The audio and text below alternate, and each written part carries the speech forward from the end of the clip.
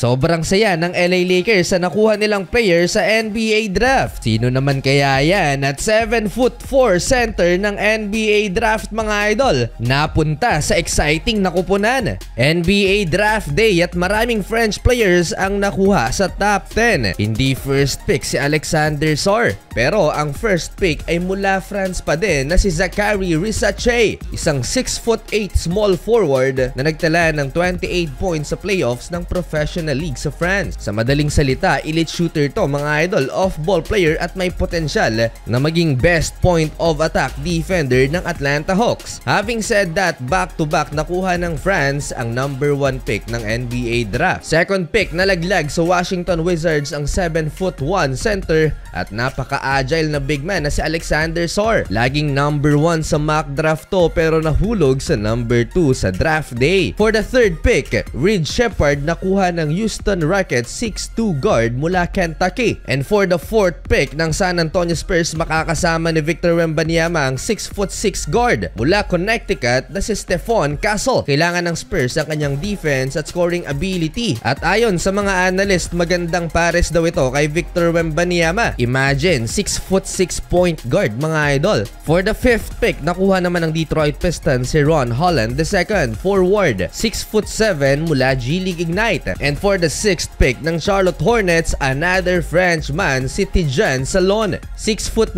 forward. Napakalaki niyan mga idol, tatlo sa top 10 picks ay mula sa France. At lahat sila ay nakapaglaro sa kupunan ni Tony Parker. At jump na tayo sa 9th pick ng NBA draft, ang isa sa inaabangan, ang 7'4" center at dominant big man ng NCAA na si Zach Edey. Nakuha siya ng team ni Ja Morant, ang Memphis Grizzlies. Ang tanong ngayon, paanong magta-translate sa NBA ang laruan nitong traditional big man na si Zach Edey? Lalo na't ang hinahanap ng mga team sa NBA, ang mga modern stretch big man. Yan yung may mga tira sa labas at kayang magdala ng bola. Pero sa pick na yan ng Memphis Grizzlies, na-hype si Ja Morant at agad-agad nag-post sa kanyang IG story. And for the 12th pick ng NBA draft, isa na namang Nikola ang papasok sa NBA. Yan ay si Nikola Topic.